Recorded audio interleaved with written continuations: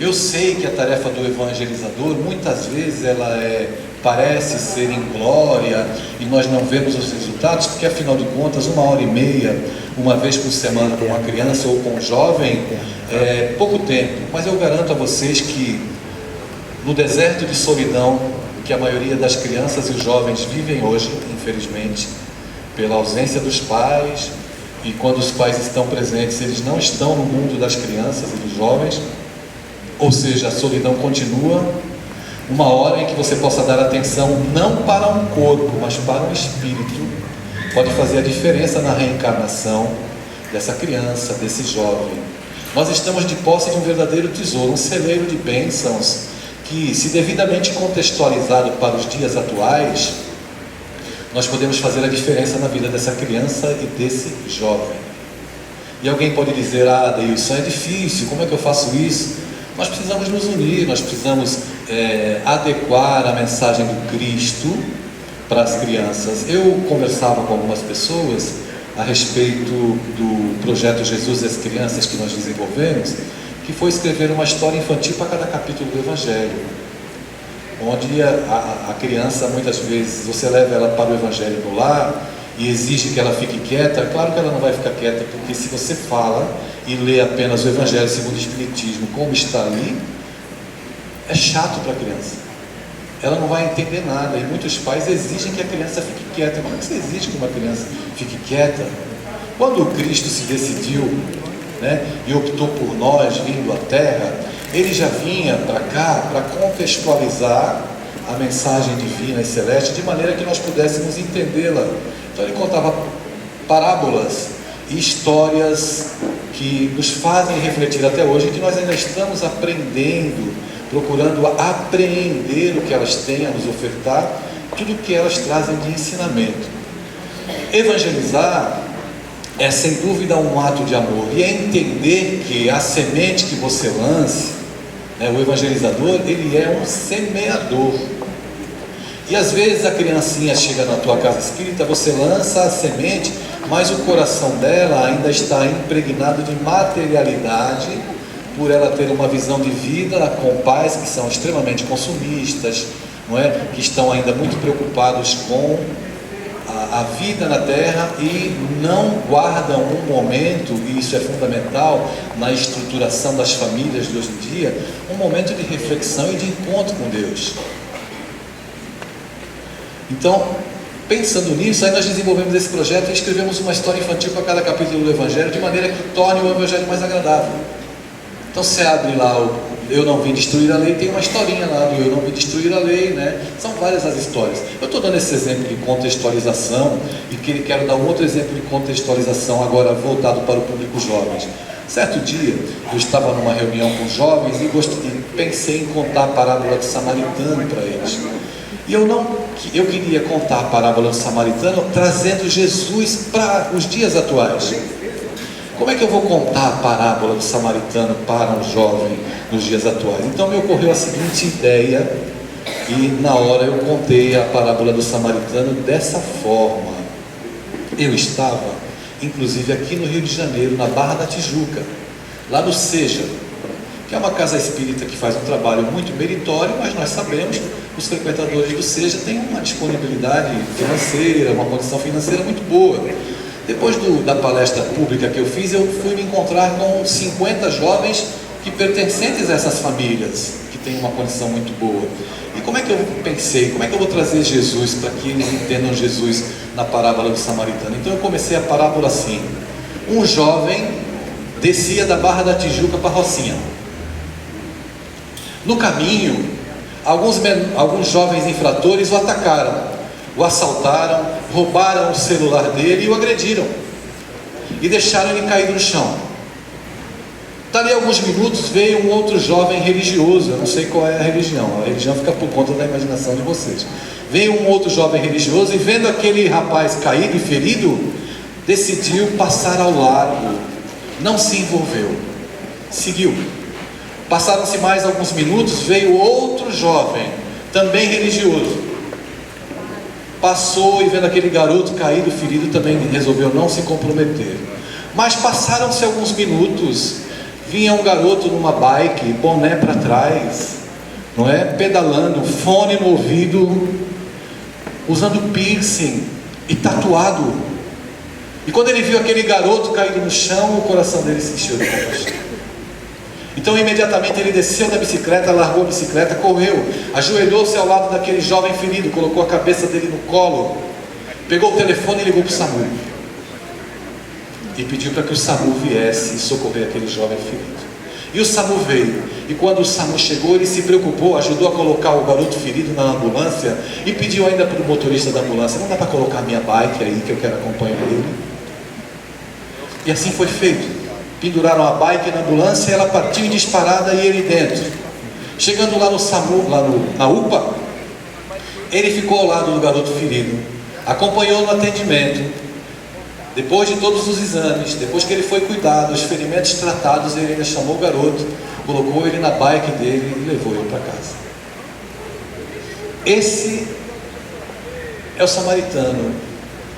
O jovem que pode estar tatuado usando piercing, porque piercing e tatuagem não forma caráter de ninguém. Nosso preconceito pode tirar as pessoas da nossa convivência porque nós somos ignorantes e não compreendemos que o amor não se manifesta em nenhum caráter num piercing e numa tatuagem. E quando eu contei essa história para aqueles jovens, porque quando eu entrei, eles me olharam assim: mas o que esse careca, não é, vem falar para nós jovens aqui? Ainda mais os jovens que passam pela prova da riqueza, é muito difícil. Porque desde cedo eles não encontram dificuldades de acesso às coisas materiais, ao conforto e aquilo que o corpo tem como apelo mais imediato. E quando nós falamos desse Jesus, dessa contextualização, eu consegui observar lágrimas nos olhos deles. E eles se emocionaram, porque a história de Jesus, ela vai emocionar sempre. Por quê? Porque ela não foi revelada por ele para os corpos. Então quando você olha para uma criança, o evangelizador espírita não pode ter um olhar de se restringir apenas ao aspecto físico da criança ou do jovem. O nosso olhar deve ir mais além. Evangelizar, é muito bom que nós tenhamos um currículo, e a FEB nos apresenta esse norte, mas entenda que aquele currículo não é para enrijecer e nem para restringir a nossa criatividade. Ele é a essência de onde nós devemos partir para dentro da tua realidade, porque a evangelização não é um projeto de padronização de mente. Educar não é formatar mentes todas as mesmas formas, porque se você tem 2 filhos em casa, ou 3 ou 4, e educa todos da mesma maneira, você está equivocado na educação, porque não se educa espíritos diferentes da mesma forma. Os nossos filhos são diferentes, nós temos que ter um olhar diferente para eles. Cada qual tem uma necessidade. Tem filho que tu coloca no alto da montanha e empurra, nem assim o danado rola. Agora, tem filho que você coloca no alto da montanha, quando você vira para olhar, ele já bateu asas e voou, porque ele tem uma independência, uma maturidade espiritual diferente. Então, quando você olhar os seus filhos, ou olhar o seu evangelizando na sala de evangelização, o seu olhar não pode ser o mesmo. Quero contar uma historinha para vocês. Eu fui fazer uma palestra numa escola em Santa Catarina, para onde fui convidado. Na verdade, eu ia lá fazer a palestra de encerramento do Você e a Paz. E todas as vezes que eu vou nessa cidade, eles marcam uma agenda de palestra nas escolas. Então, de manhã eu faço palestra em escolas, à noite nos centros espíritas. Eu fui numa escola em Concórdia, Santa Catarina, uma cidade linda, que nós vamos em novembro agora. Chegando lá, entraram 60 crianças, as 60 crianças carentes. Eu vou contar essa história para que a gente possa pensar nas contextualizações dos nossos educandos. Cada um aqui na sua casa, no seu universo, e é possível sempre, né? Jesus é para todos os corações. E lá na escola as crianças entraram, 60 crianças, né? Crianças pobres, loirinhas de olhos azuis, mas todas pobres, lindas, né? Chinelinho amarrado. Elas entraram e o tema que me foi proposto era falar sobre família. E eu, de maneira muito invigilante, caí na besteira de fazer a seguinte pergunta para as crianças: quem tem papai e mamãe em casa aqui? Se 30% ergueram o braço para dizer que tinham papai e mamãe em casa, foi muito. E eu pensei, o que eu faço agora com a asneira que eu fiz, eu mesmo criei? Eu não posso dizer para essas crianças que elas só podem ser felizes tendo papai e mamãe em casa. O educador não pode fazer isso. Então eu percebi que eu estava ali diante da sociedade atual, né? Desse painel das novas famílias, desses novos tempos. E indaguei, tive que adentrar mais no campo. Quem tem só papai em casa? Alguns levantaram a mão, a maioria ficou sem levantar. Quem tem só mamãe? Alguns levantaram a mão e outros ficaram sem levantar. Eu pensei, vou fazer o que agora da vida? Não é? A história da cegonha não vai colar, não vou poder contar. Enfim, aí eu entrei, perguntei, quem tem só vovó? Alguns levantaram a mão e outros ficaram sem levantar. E aí eu comecei, quem tem dois papais? Alguns levantaram a mão, felizes. Quem tem duas mamães? Outras crianças levantaram a mão e todo o painel da sociedade atual se compôs ali diante dos meus olhos. E eu ia dizer o que para aquelas crianças, né? E eu já pedindo aos espíritos que me ajudassem, né? A ter uma mensagem que tocasse o coração daquelas crianças, falando da importância do contexto familiar de cada um. E aí me veio a história da Alice. Já sei, vou adaptar a história da Alice no País das Maravilhas para a Alice no País das Famílias. E aí comecei, era uma vez uma menina, órfã, que não tinha família.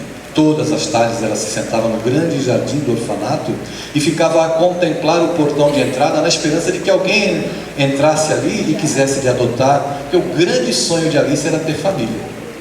Certa tarde, olhando aquele portão na esperança de que alguém entrasse para lhe adotar, Alice se surpreende, porque vem um coelho correndo, para em frente de Alice, tira um relógio do colete, enfia no bolso e sai correndo, e atrás do coelho passa uma menina.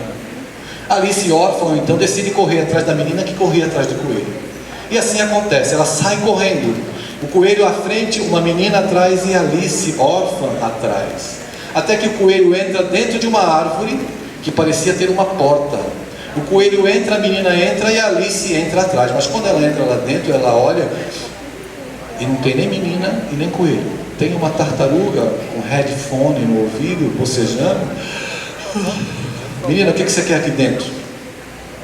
Ela gagueja, não sabe argumentar, e a tartaruga diz, já sei o que você quer. Eu não devia, mas eu vou lhe ajudar. A tartaruga aperta o botão, fecha a porta da árvore e começa a sacudir lá dentro. A árvore sobe e desce como um elevador. De repente, a tartaruga abre a porta e ela diz assim, menina, pode sair, você já está no País das Famílias. Alice sai e, surpreendida, se depara com um mundo novo, bonito, as cores vivas, a vegetação bela, e ela olha de repente a família dos animais e vê ali a família dos leões, dos elefantes, mas mais além ela se surpreende porque ela se depara com a família dos seres humanos. Lá estão os seres humanos e aproxima-se dela um homem, uma mulher, um senhor, uma senhora, e diz a ela assim, nós queremos te adotar, te prometemos dar amor, e você vai ser muito amada. E vem dois papais. Alice, você pode ser a alegria das nossas vidas. E juram amor e querem adotá-la. E vem duas mamães, e vem uma mamãe, e vem um papai. E todo aquele contexto, esse contexto da nossa sociedade aparece diante dela, jurando amor e prometendo um lar. E ela fica muito feliz, e a todos também ela quer. Mas ela acorda, né, porque era um sonho. Passado alguns dias, abre-se a porta, o portão do grande orfanato, e entra um casal, um senhor e uma senhora. Os nossos filhos já cresceram, a nossa neta vem nos visitar de vez em quando, ela já é adulta, nós queremos adotar você, porque nós precisamos do sorriso de uma criança na nossa casa. Alice é adotada, que eu estou sendo rápido na história, né? E ela vai embora. Ganha bonecas, ganha um lar e ganha pai e mãe. Que maravilha ter uma família. E os pais dizem assim para ela, Alice, amanhã é domingo, domingo é dia de família, e amanhã todos os nossos filhos, os nossos familiares virão aqui te conhecer, você vai conhecer a sua família. E no domingo de manhã ela se arruma, coloca um vestido bonito com um laço de fita e fica encantada, esperando. Tocam a campainha e o papai da Alice diz assim, vai abrir a porta. que os seus familiares estão chegando. Ela vai abrir a porta e chega a neta da mulher com a namorada. Era a família dela que começava a crescer. Passa um tempo, toca a campainha de novo, chegam dois jovens, o filho da mulher com o namorado, e a família vai crescendo, a família dos seres humanos. E todo aquele quadro que ela sonhou se compõe na mesa do almoço de domingo.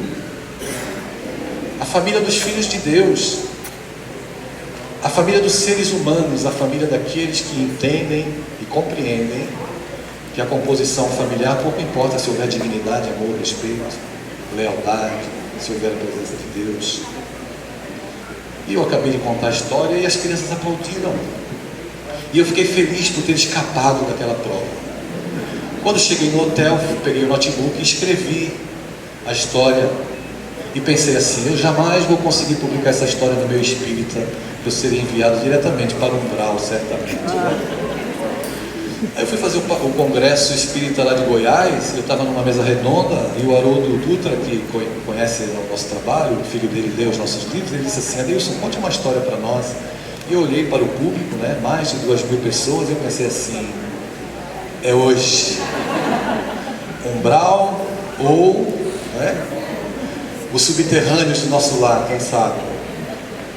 E contei a história, e as pessoas aplaudiram, e a editora me procurou, e o livro foi publicado. Esse é um exemplo de contextualização. A parábola do samaritano, que a gente contou aqui, trazendo a questão do jovem tatuado, do jovem que usa piercing, é também uma adaptação. Nós precisamos aproximar Jesus desses corações, não é? Infelizmente, alguns ainda compreendem que espiritismo é aplicar passe.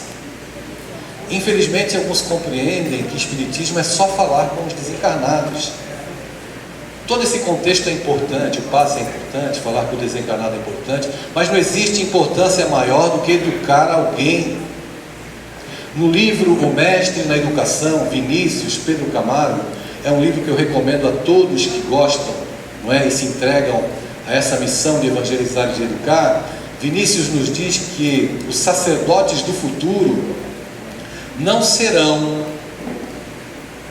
os padres ou qualquer outro religioso. Os sacerdotes do futuro serão os professores dessa educação bem compreendida, aquela que forma caracteres de que Allan Kardec trata. A educação que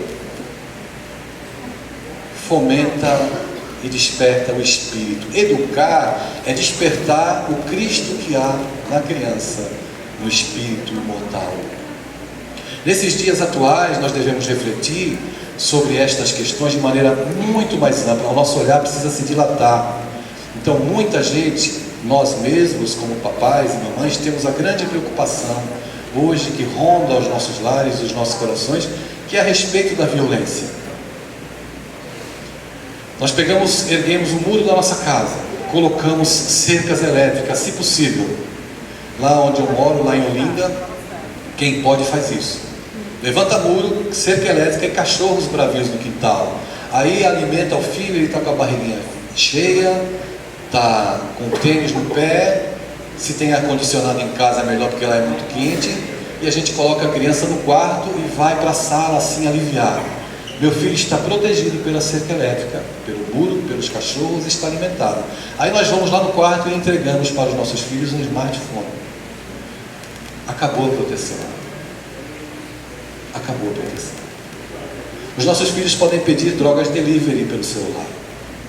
Os nossos filhos podem frequentar páginas que incitam o suicídio. Os nossos filhos vão ter acesso a todo tipo de conteúdo pornográfico.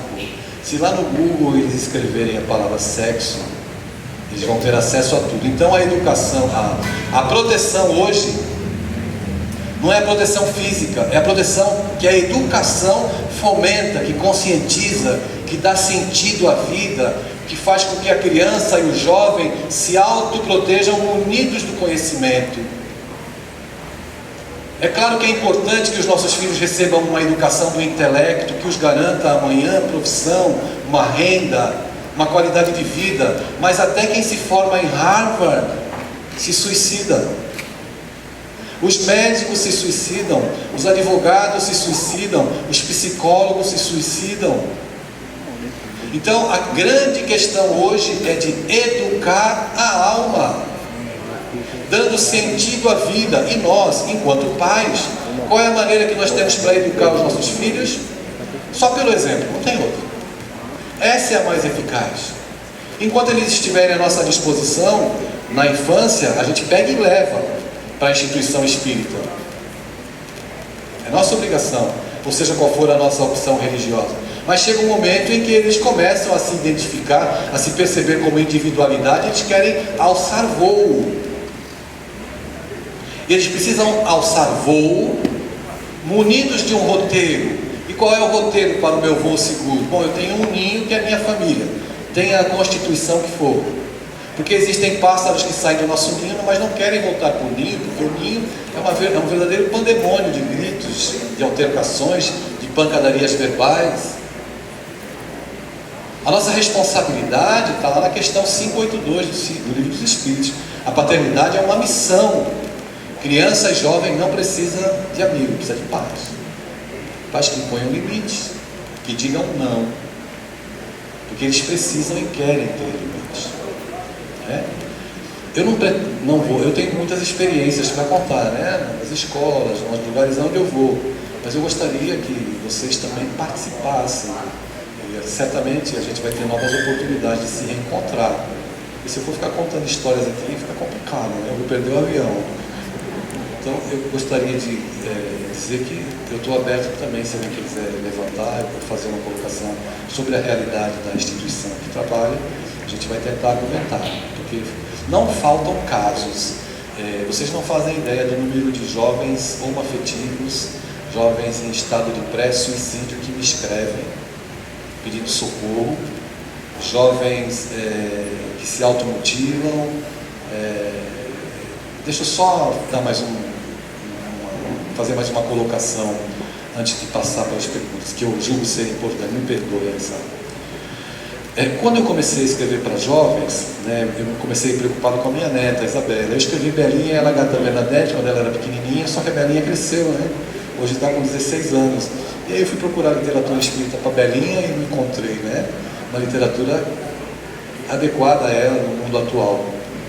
Então, quando eu comecei a ter contato com os jovens, o meu primeiro artigo que eu escrevi, e esse também foi um teste, para ver se eu seria desintegrado pelas vibrações contrárias e já ia para o umbral, o primeiro artigo foi assim: masturbação e obsessão. E joguei na internet, e fui para o quarto, me recolhi em oração, porque imaginei que fosse me bombardear, Mas muito pelo contrário. Como é que eu posso falar de evangelização, tocar em mediunidade, com um jovem, como ele, se eu não falar desse mundo que hoje é pertinente a esse instante que ele vive? Nós escrevemos um livro chamado Corações Juvenis, junto com os jovens na Federação Espírita Pernambucana, com 124 perguntas que eles fizeram. O livro não vale pelas respostas dadas, vale pelas perguntas que eles fizeram. Então eles me perguntaram assim: quais as consequências espirituais para quem pratica sexo virtual? Porque alguns pais, quando se separam dos filhos também. Piercings e tatuagens têm consequências espirituais? Não vou responder para vocês. Com quantos anos eu devo começar a transar? A pílula do dia seguinte, a prática abortiva? Vejam as perguntas que eles fizeram, que o seu filho deve ter. Às vezes o jovem está dentro de casa, assim com o braço erguido, pedindo socorro, e os pais não veem. Não percebem porque não olham para os filhos. Não conversam, só falam com os filhos. Falar é diferente de conversar. E o nosso evangelizando, ele vem de casa com essa demanda. Aí você pode falar para mim: mas eu só tenho 1h30. Não tem problema. Mas dentro dessa 1h30, preste atenção nos sinais que eles estão dando. Vou relembrar, nós não estamos educando corpos, nós estamos educando espíritos imortais. Eu falei sobre esse aspecto da masturbação porque a princípio parecia que ia chocar. Agora, esse menino aqui, ou outro menino, não vou ficar apontando ele para ele ficar com vergonha, um jovem que começa a descobrir o próprio corpo quando toma banho, se toca e sente prazer em ter se tocado, se ele for para a casa espírita e o evangelizador não tiver habilidade para lidar com isso, não é? E falar, por exemplo, a seguinte frase: o sexo é uma coisa suja, porque tem gente que fala. Assim como tem gente que diz que quem pratica aborto é criminoso. Tem gente que fala e não deveria.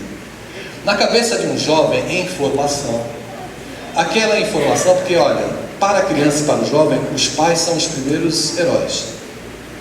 Se ele frequenta o ambiente espírita, o evangelizador é alguém que vai se tornar de extrema confiança dele. Então, se ele está no período de sentir o desejo e porventura vem experimentando esse processo de descobrimento através da masturbação, é o que eu chamo de urgência de nós conversarmos nesse contexto, porque a criança, o jovem está ali, os hormônios eclodindo, a mídia postando imagens eróticas em novelas e tudo, ele está sendo bombardeado. E se tem alguém que fala assim, olha, sentir desejo é normal, só que é o seguinte: se você começar a ficar assistindo filme pornográfico, né, achar que passar o dia se masturbando é bom, você pode entrar num processo obsessivo, porque os espíritos perturbadores vão te envolver e você vai ficar com a cabeça ali fixa em sexo e tal, sacanagem. Nós temos que conversar sobre isso. É levar Jesus é levar a educação. E se nós estamos encarnados, e se nós passamos pela idade infantil e juvenil, nós precisamos ter os cuidados adequados nessa idade. Então, se ninguém falar com ele, ele não vai saber. E os pais têm dificuldade. O assunto sexo é difícil, não é? É um tabu, é atávico isso no processo educativo. E o Espiritismo, ele é libertador, ele fala de tudo com dignidade. Porque o processo obsessivo se instala através do processo da masturbação. Esse livro que nós estamos lançando, o Game Over, ele fala dos processos obsessivos deflagrados a partir dos jogos violentos. Porque a criança que não tem limite no celular, que o pai não dá limite, que vive no computador e que vive jogando jogos violentos, se é um espírito com uma história pregressa de outras vidas de violência, o que vai acontecer com ele? Vai introjetar a violência, vai bater na escola, vai brigar, vai dar na cara da professora. Amanhã morre numa briga de gangue, como o livro conta. Então, olha, o universo agora é pegar, se munir do que a gente tem de conhecimento do Espiritismo e contextualizar. A palavra é essa, contextualização.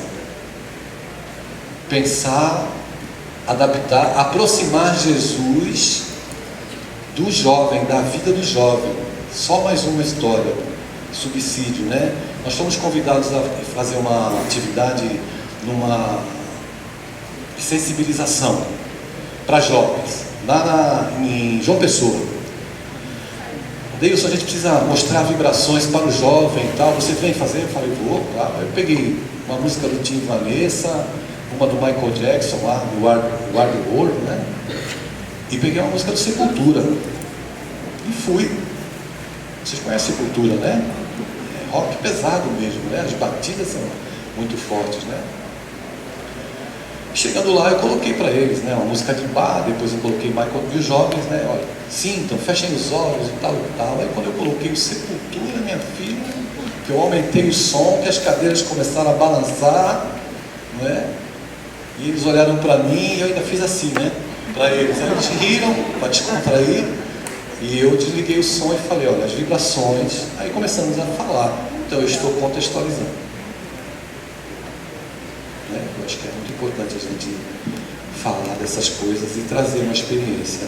De outra sorte, eu fui falar com jovens muito carentes, onde a minha esposa evangeliza, no bairro de Afogados, lá em Recife, que é um anexo da Federação Espírita Pernambucana, Escola Espírita Maria da Conceição Nogueira, para onde vão os recursos do livro Ainda Existe Esperança, que fala dos bastidores das escolas e dos bastidores espirituais da reunião de evangelização juvenil e infantil. E era para falar sobre Jesus. procurei imagens na internet e cheguei lá para começar a minha conversa com eles. Eu comecei assim: quem aqui curte os Vingadores? Eu. Olha, eu me amarro no Hulk. Cara, quando ele fica verde, que ele se metamorfoseia, né, naquela fúria. E aí eles foram me ouvindo, né? Aí e tu gosta de quem? Eu perguntei para a menina. Ela falou: eu gosto do Thor. Eu falei: pô, aquele martelo do Thor, quando bate. Aí o outro, o Homem-Aranha. E aí todo mundo gostava do super-herói. Aí eu falei: olha, eu trouxe um cara hoje para vocês. Um super-herói. O cara é mega, hiper, super. Aí eu vou, né? Só viajando na maionese também, né? Aí eu projetei a imagem. Aí tá Hulk, Homem-Aranha pendurado de ponta cabeça, Hulk todo verdão lá, Batman e Jesus no meio deles levando o maior papo. Falei: olha, esse é o super-herói, não tem criptonita que detone ele. Ele é conectado com o maior poder que existe na face da terra. Porque se eu for aí até a tua canela, te dar um bico na canela, tu vai chutar a minha. Mas esse cara, ele tem o poder do perdão. Ele tem o poder da compaixão. Eles foram me olhando e eu falei: vocês já perceberam que o super-homem tem conflitos e dificuldades porque ele é um filho adotivo? Vocês já perceberam que o Batman foi criado também pelo mordomo porque os pais foram assassinados? Porque naquela região tem muita violência, né? E o Homem-Aranha também foi criado pelos tios. Então eu fui apresentando as características humanas dos heróis. As características humanas dos heróis se aproximam da realidade de qualquer jovem, em qualquer situação, seja rico, seja pobre. Contextualizar para levar Jesus. Eu acho que isso é extremamente significativo. Torna a aula atraente, não é? E é muito importante. A minha esposa foi fazer uma contextualização das 3 revelações. O primeiro capítulo do Evangelho segundo o Espiritismo é: eu não vim destruir a lei. Então ela também viaja, por isso que a gente é casado junto, né? A gente vive junto por isso. Ela montou lá a travessia do deserto lá, e as crianças tudo atrás, atravessando o deserto com ela, representando Moisés, né? Aí fizeram essa apresentação que as crianças nunca mais vão esquecer a primeira revelação que foi Moisés. Depois ela contextualizou Jesus. Então a gente precisa lançar mão. A educação é um desafio para a nossa criatividade. Nós precisamos entender isso. Se o dirigente do centro espírita é refratário, vamos orar por ele, porque certamente em algum momento a casa dele vai ser visitada pela dificuldade de uma educação que aproxime a criança e o jovem de Jesus. As pessoas têm muitas dificuldades de se propor a fazer novas experiências, porque elas têm medo. Mas vocês não devem ter medo, devem se entregar, fazer com muito amor. Não desista, vai semeando. Pode cair a tua semente ali entre os espinhos da materialidade, de pais materialistas e que vivem no shopping center com o filho, mas joga semente. Você pode jogar sementes e ela cair ali entre os abrolhos ali do egoísmo, das situações conflitantes, de pais que têm dificuldade de relacionamento, mas joga a semente. Porque um dia essa semente vai germinar, vai cair no solo fértil e você vai fazer a diferença. Que não seja nessa, mas em outra oportunidade, mais à frente, quando eles estiverem adultos. Esse é o nosso papel, né? Vamos abrir então para alguém quiser fazer uma colocação. Pois não.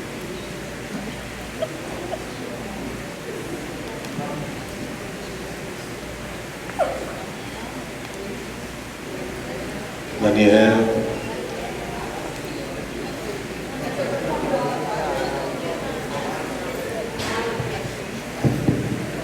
Bom dia, Deus. A gente Bom dia. agradece muito. Eu que agradeço a oportunidade. E eu vou tentar ser sucinta na colocação de um jovem espírita, Sim. né, evangelizado, homossexual.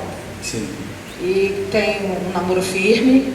O firme é um atestado de antiguidade, para ser como Sim. você é. Tem um como é que namoro é? digno, respeitoso, né? Comprometido, leal. Comprometido, né? Aquele negócio, com compromisso, daquele de anel, tá aquele certo. negócio. Eu acho que ele modernizou Sim. um pouquinho, né?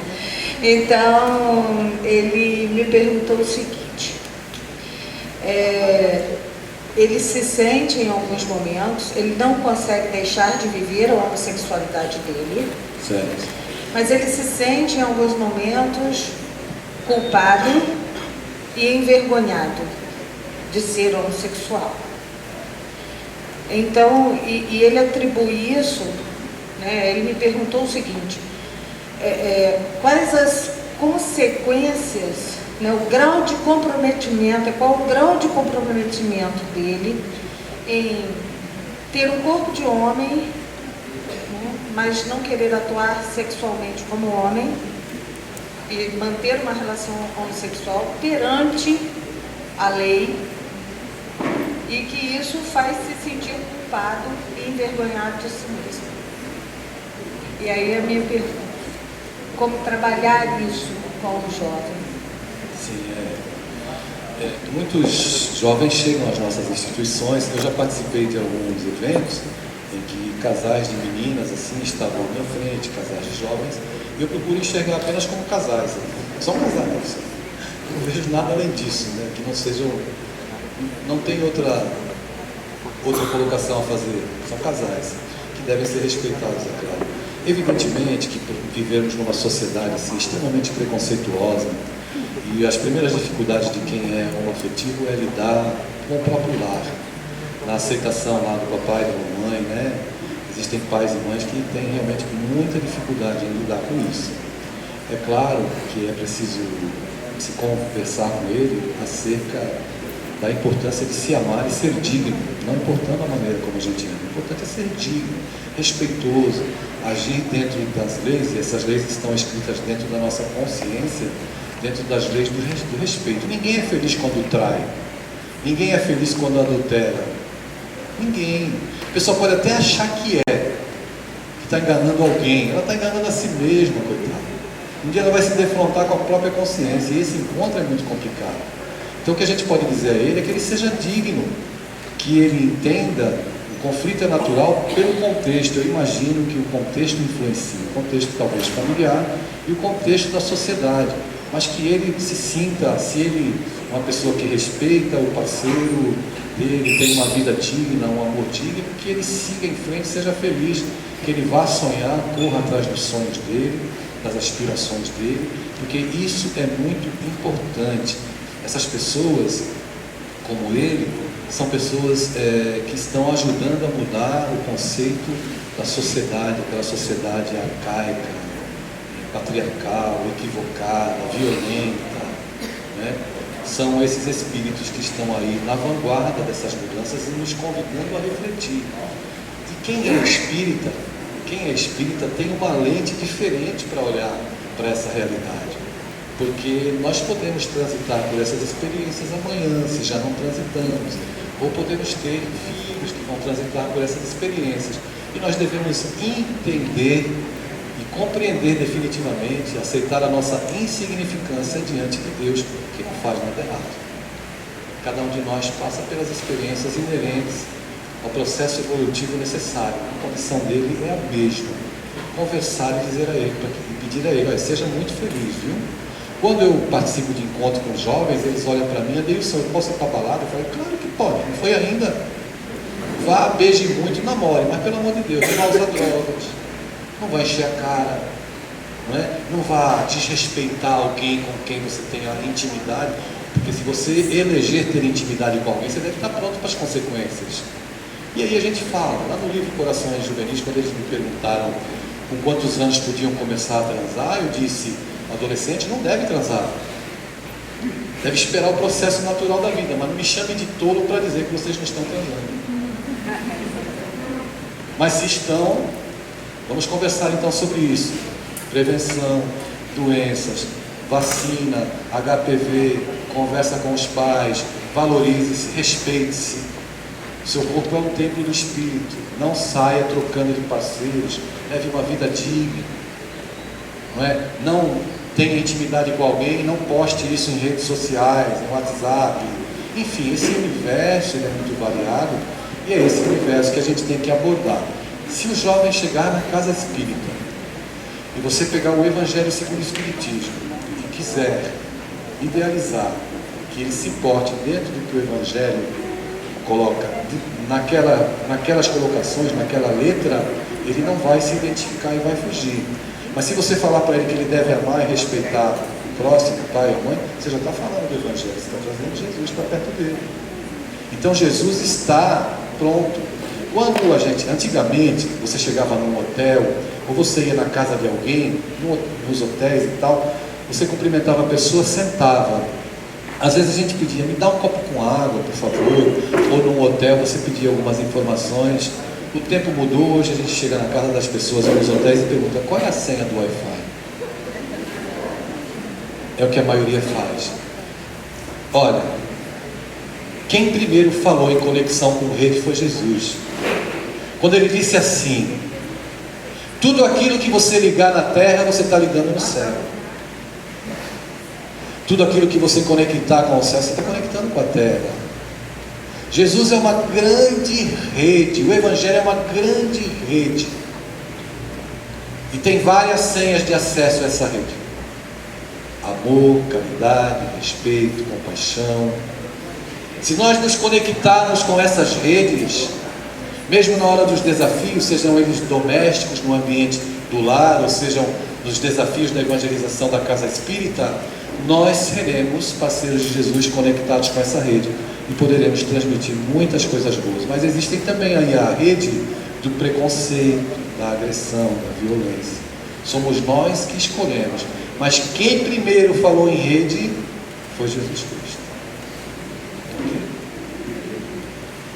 Sim, claro.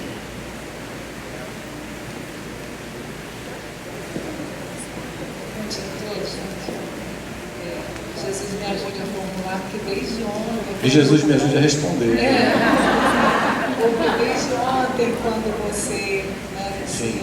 lá, e eu disse, ai meu Deus, enfim, vou encerrar. Assim, eu vou falar, estou querendo saber um pouco mais sobre essa questão da anatomia do corpo humano. Sim. Por que isso? Porque eu andei assistindo algumas palestras da Anete Guimarães. Sim. E ela tem lá um jeito muito explicativo, enfim, eu não vou saber passar para você assim, tudo que está lá. Mas, enfim, assim, casais homoafetivos, sobretudo, casais, homens e homens, né? Essa questão da estrutura biológica, o organismo humano, masculino, ele não foi projetado talvez não seja o termo, para receber, para essa cópula, essa intimidade. Desse ato sexual. Então, como é que ficaria isso, já que nós somos pessoas inteligentes, somos pessoas, né? A partir do momento que eu sei que isso vai me fazer mal, o meu corpo não é um templo sagrado, ele não guarda meu espírito, eu não sei que eu tenho que evoluir nele, não é ele aqui, esse meu... Né? Então, como é que fica essa questão?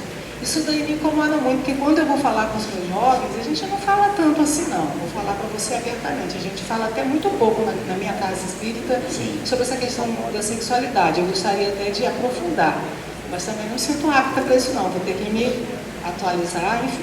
Mas assim, vamos falar um pouquinho sobre isso, essa questão da anatomia do corpo humano, para receber ou não. Sim. Porque outra coisa, uma outra coisa que eu observo na sociedade hoje, assim, eu vejo que mulheres já não aceitam mais os seus maridos, os seus homens, enfim, os seus relacionamentos, parceiros, da forma como aceitavam.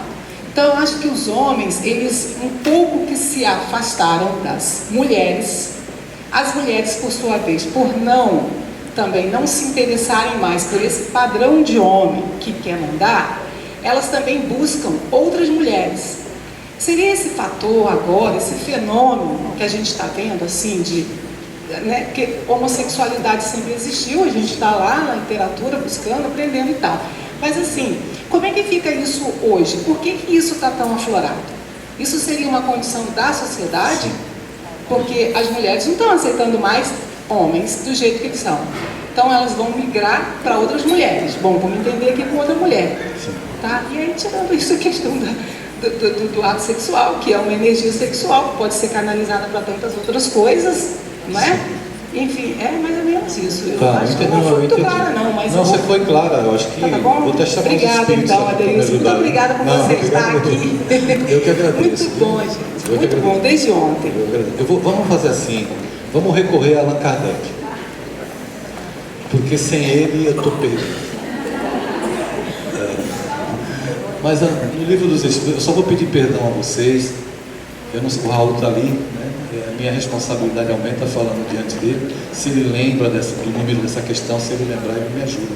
Que eu não lembro. O número da questão só que eu não lembro. Mas no livro dos Espíritos, quando você fala da inadequação orgânica, né? A gente sabe que existe um relacionamento entre homens, mas para tudo se dá um jeitinho, né?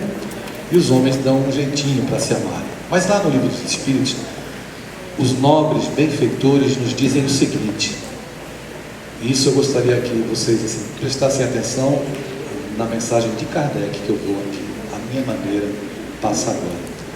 Não é o corpo que ama, quem ama é o espírito. Quando uma mulher não se adequa a um homem abrutalhado, né? Eu lamento pelos homens abrutalhados, aqueles que ainda batem a mulher, que gritam com a mulher, enfim, te lamenta muito.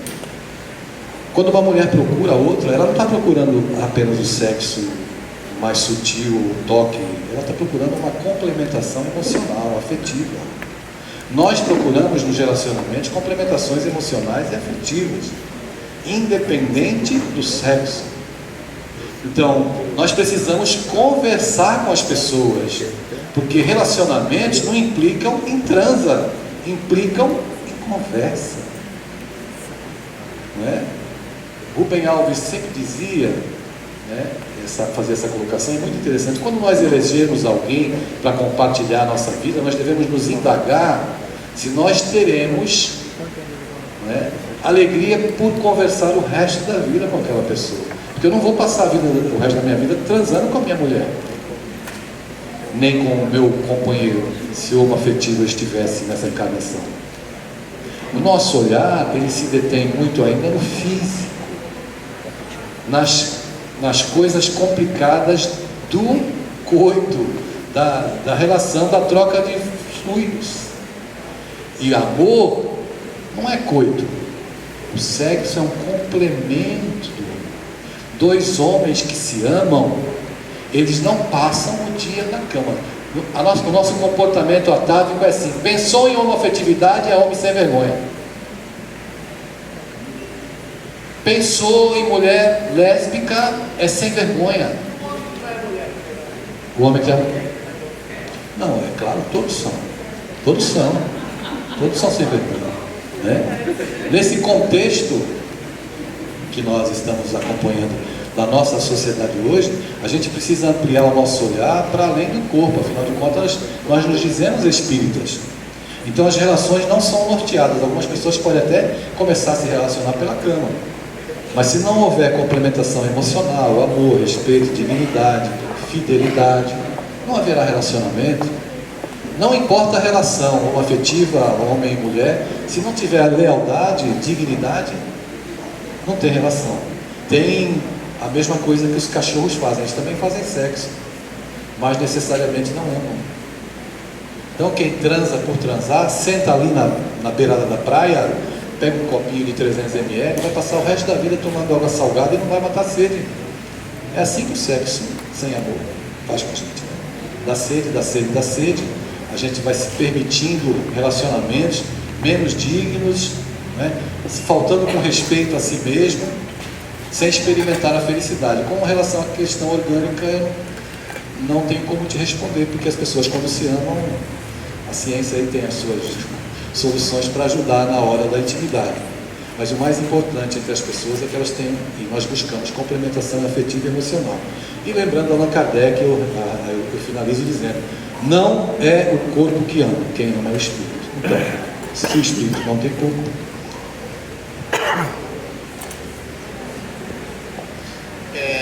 Bom dia, meu amigo. Bom dia, querido.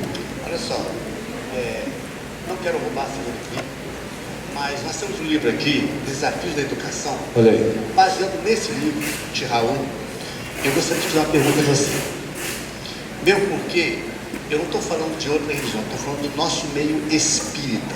Porque hoje em dia, em nome da modernidade, em nome de estar sempre em voga, as pessoas estão alterando valores. A pergunta que eu vou te fazer é o seguinte: baseado nesse livro do Raul, hoje em dia nós vemos aí que os jovens estão imitando motéis. A gente sabe das energias, das larvas espirituais, né, que ocorrem dentro dos motéis. Então hoje, por conta dessa modernidade, os pais estão aceitando, inclusive, que os filhos tenham as suas relações em casa, que são mais seguras, mais tranquilas. Afinal de contas, o ambiente faz o evangelho no lar, né? Então, quer dizer, está tudo protegido. Então, gostaria que você fizesse um comentário desse, porque isso, infelizmente, funciona. Bom, não apenas Desafios da Vidas Familiares, do Raul, que está ali. É um livro que eu já li umas 3 vezes. Desafios da Vida Familiar. Mostra a capa aí do livro, por favor. Desafios da Vida Familiar. Olha lá. Esse livro é maravilhoso. Maravilhoso. Muito bom. A gente recomenda aos pais que leiam, aos educadores, aos evangelizadores. Bom, a questão do relacionamento sexual, se ele é no motel ou não é no motel, a gente pode, assim, ser bem objetivo dizendo que se o relacionamento não tem amor, ele não é bom em lugar nenhum, né? Nem dentro de casa, nem no motel. Então, os espíritos comparecem aos nossos atos de intimidade. Se houver amor genuíno, claro que não. Mas se nós estivermos apenas transando como quem come um hambúrguer, não é? É claro que entidades que se vinculam a esse tipo de comportamento irão estar presentes, irão ser atraídas pelas nossas vibrações. O amor é o alimento do universo, o alimento para as nossas almas. É do que nós necessitamos para viver, para entrar num estado de relativa plenitude enquanto estamos aqui encarnados. Então, tudo que a gente faz sem amor não tem sentido, não traz sentido para as nossas vidas. Eu lamento informar, mas a gente vai encerrar, né? Porque o tempo... Sim? Pois não. Está desligado. Eu não sei se é tão pergunta assim, pois né? não. Tá, porque aqui é uma roda de conversa. Sim. Meu nome é Cíntia, eu tenho Prazer. 36 anos, Prazer. nasci espírita e a gente vê que acontecem muitos equívocos, Sim. Principalmente de respeito ao assunto de sexualidade. Mas acontecem muitos acertos também, Claro. né? Eu frequento a doutrina desde quando nasci e na minha mocidade eu tive uma pessoa, ela não está aqui, eu não estou vendo, a Daísa. Quem não conhece a Daísa, né? Maravilhosa. Eu acho que a grande questão é a informação. O evangelizador ele precisa se informar e ele não pode ser hipócrita o suficiente para não informar aos jovens. Eu tenho uma sobrinha que está com 11 anos e ela estava morando nos Estados Unidos e na escola dela, ela com 10 anos, teve o dia, o que eles chamam de The Talk, a conversa. E aí ela me contou com detalhes o que foi conversado com ela na escola, sobre sexualidade. E eu vou falar da minha experiência enquanto jovem na casa espírita, há mais de 10 anos atrás, que não é pouco tempo, com a coordenação de Adaísa, essa pessoa maravilhosa, todo mundo adora, né? Ou seja, ela se informou e sentou junto com a gente naquele ano, tinham várias pessoas nessa época, e estudou com a gente o assunto sexualidade. Então, assim, para mim foi uma coisa muito tranquila. Eu fui informada. Eu acho que por isso que eu falei que não é tão pergunta, né? É mais uma colocação minha, da minha experiência, né? No depoimento. E assim, o quanto é importante para o jovem receber essa informação e para o jovem saber que às vezes as pessoas estão por aí fazendo as coisas e não sabem nem o que é, não sabem nomear, não sabem. Eu não sei se o assunto é certo ou errado, não é para classificar assim, mas é para, sabe, dar luz às coisas. Eu agradeço a tua colocação, é importante sim, né? Nós temos que tirar essas barreiras. Evangelizar implica em nós trabalharmos a realidade e o contexto da criança e do jovem. Precisamos falar sobre pedofilia, precisamos falar sobre todos esses assuntos de maneira a informar, como ela bem colocou. Hoje a questão não é a informação, que temos muitas, é selecionar as informações e ter habilidade para passar a informação que vai fazer a diferença na vida da criança e do jovem, e do evangelizador também. Claro que haveria muitos assuntos, muito mais histórias para contar, mas não há tempo. Então eu quero manifestar a minha gratidão, né? Sugerir a vocês a leitura do Game Over, que a gente vem lançar na Bienal do Rio, agora em setembro, né? Do dia 4 ao dia 10 nós estaremos na Bienal do Rio autografando. Vou fazer uma palestra lá no Leão Denis, se eu não me engano, no dia 9, uma coisa assim. No dia 9. Enfim, estamos à disposição.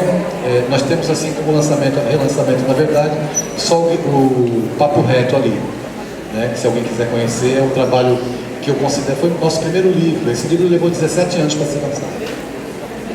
Porque quando eu apresentei na editora, todas as editoras recusaram, eu pensei, bom, deve ter um problema grave entre o computador e a cadeira, né? O problema deve ser eu mesmo. Mas na época certa, um editor disse que o livro era maravilhoso. É uma grande ópera rap, né? É uma história contada em rima do começo ao fim pelo personagem. Não é o Herbert de Souza, o Betinho, é outro Betinho. É um garoto do Meia, do Rio de Janeiro. Então, eu agradeço imensamente a direção do primeiro congresso por ter nos oportunizado esse encontro e dizer a você que prossiga na sua seara de trabalhador, de educador, de evangelizador, não desista, porque você não está lidando com corpos, você está lidando com espíritos imortais. Portanto, essa semente ela vai germinar ao longo dos séculos e séculos afora, não é?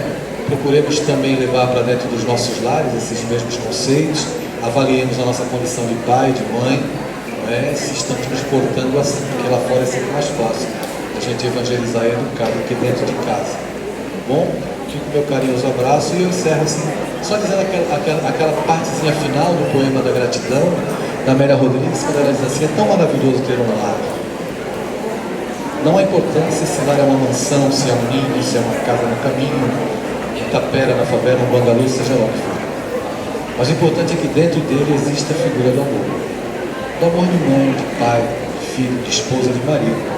E também a presença. Aí vai por minha conta, eu evangelizar. Muita paz.